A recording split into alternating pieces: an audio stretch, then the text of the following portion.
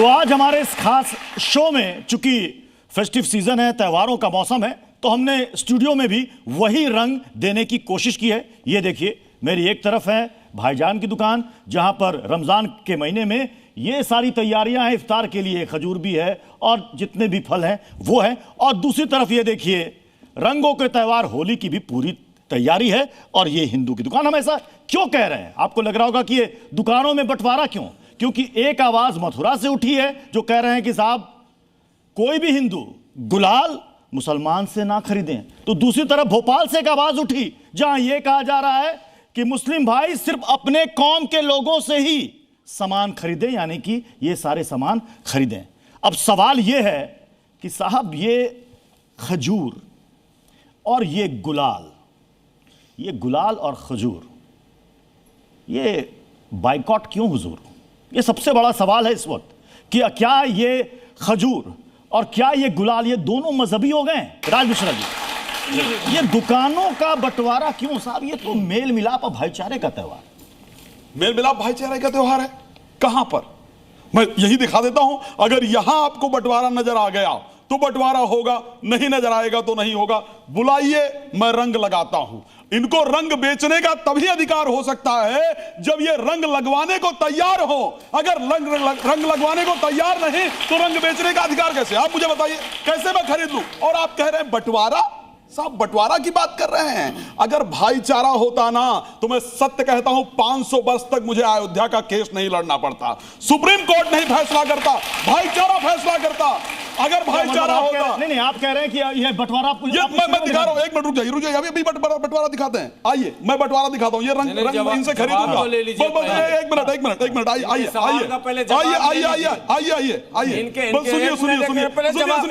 ये देखिए बंटवारा, देखिए बंटवारा, जवाब तो लीजिए पहले। आप जवाब आचार्य ले लीजिए। बंटवारा देखिए, ये देखिए, रंग लगवाएंगे तो पैसा कमाने के लिए सनातन है क्या? पैसा कमाने के लिए सनातन नहीं हो सकता है। रंग लगवाओ अगर रंग बेचो।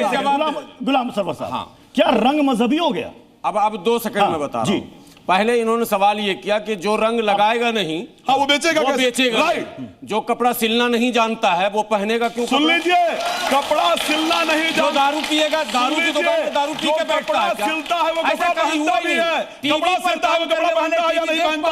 पहनता है ना। सुन लीजिए, कपड़ा सिलता है वो कपड़ा पहनता है या नहीं पहनता?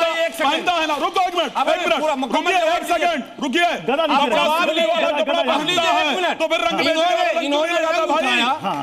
रंग उठाया और ये कहा कि ये लीजिए मैं खजूर उठा रहा हूं, एक भी मुसलमान को खिलाइए। आप खाएंगे खजूर?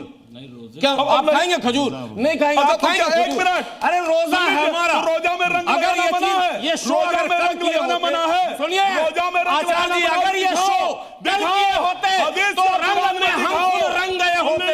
आपने शो आज किया है। हम रंगाओं में नहाकर धोकर उपवास में है। हम पानी, अन्न, जल सारी चीजों का त्याग करके इसमें पानी है, नहीं कर सकते।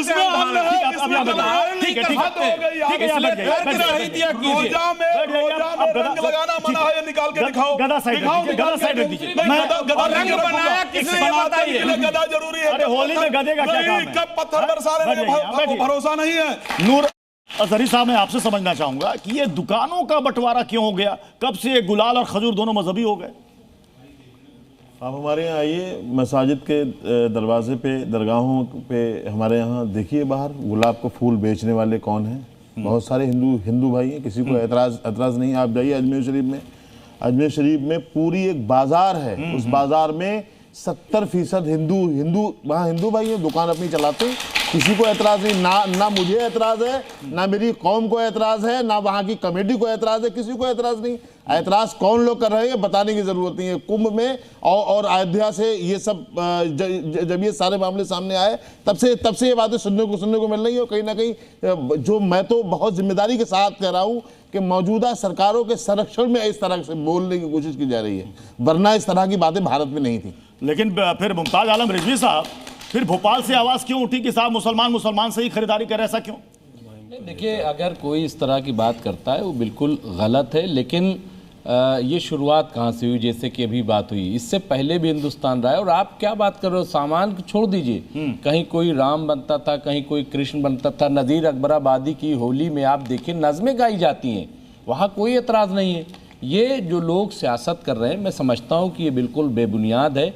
और यहाँ पे आप देखिए कि एक तरफ खजूर है, एक तरफ यहाँ पे गुलाल है, और ये दोनों का कॉम्बिनेशन है। अब जैसे अभी इन्होंने कहा कि भाई ये लगवा ले, उससे साबित होगा, नहीं, एक दूसरे का एहतराम करने से साबित होता है, एक दूसरे पे उंडेल देने से नहीं होता है। तो मैं तो टीका लगवा लीजिए। नहीं, टीका नहीं लगवाने क्या है, हम कह रहे हैं एहतराम क्या है।